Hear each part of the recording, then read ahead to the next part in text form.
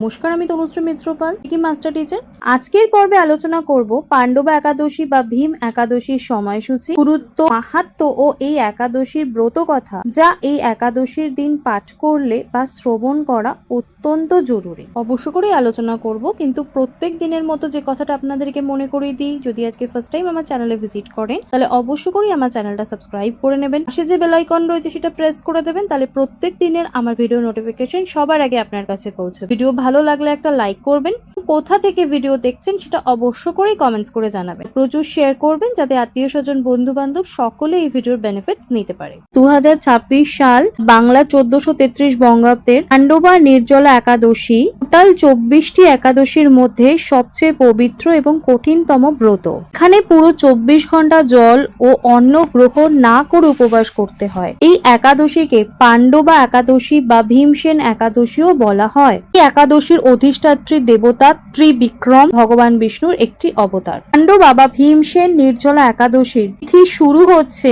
ইংরেজির 24শে জুন 2026 সাল, বাংলার 7ই আষাঢ় 1433 বঙ্গাব্দ বুধবার 6:12 গতে। একাদশীর তিথি শেষ হচ্ছে ইংরেজির 25শে জুন 2026 সাল, বাংলার 10ই আষাঢ় 1433 বঙ্গাব্দ বৃহস্পতিবার রাত 8:09 পর্যন্ত। এবার বলবো এই একাদশী কোন তারিখে পালন করব।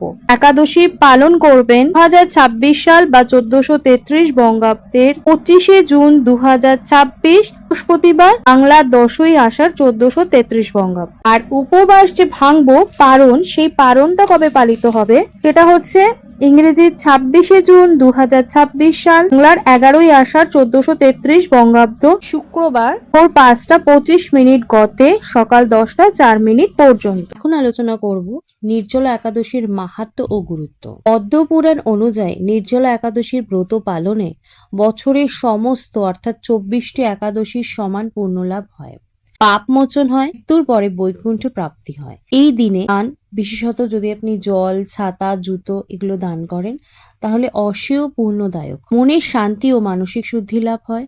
গ্রীষ্মকালীন তীব্র দাবদাহে সারাদিন জল ছাড়া থাকা কঠিন হলেও এই কষ্টটাই এই ব্রতের বিশেষত্ব। ভক্তি এবং বিশ্বাসের সাথে পালন করা এই উপবাস আত্মার শক্তি বাড়িয়ে তোলে বা জাগিয়ে তোলে।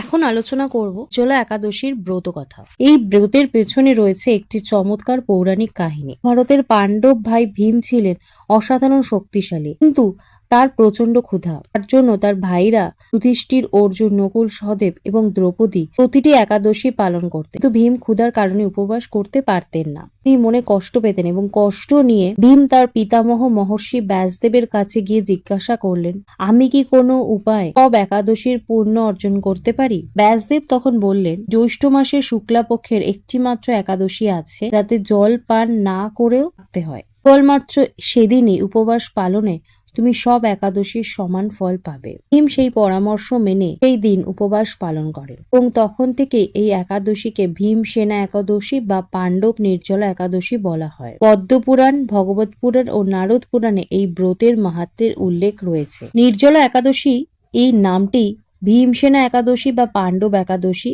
বা ভীম একাদশী, এই নামকরণটি মহাভারতের একটি আকর্ষণীয় গল্প থেকে উদ্ভূত।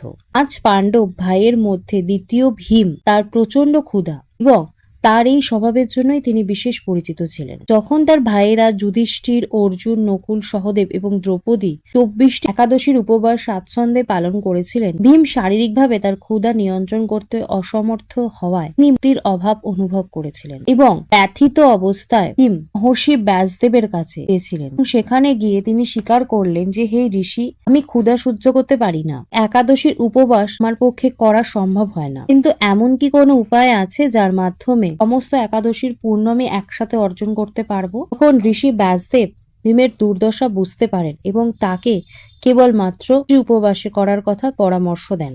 সেটা হচ্ছে নির্জলা একাদশী, সেটা জ্যৈষ্ঠ মাসে হয়ে থাকে। ব্যাসদেব ব্যাখ্যা করেছিলেন যে শুধুমাত্র এই একটি মাত্র দিন জল এবং খাবার ছাড়া থাকার মাধ্যমে ভীম 24টি একাদশীর পূর্ণলাভ করবেন। ভীম সফলভাবে কঠোর উপবাসটি করেছিলেন, এইভাবেই তিনি দিনটি পালন করেছিলেন এবং এই জন্যই একাদশীর নাম ভীমসেন একাদশী। নির্জলা একাদশী নিছক একটি শুধু আচার অনুষ্ঠান নয়, এটি একটা গভীরভাবে ভক্তির যাত্রা। আপনি যদি 24টি একাদশীর সুফল পেতে চান অথবা কেবল ভগবান বিষ্ণুর সাথে আপনার সংযোগ আরো গভীর করতে চান, তাহলে এই উপবাসের মাধ্যমে আপনি সেই সরাসরি পথ লাভ করবেন।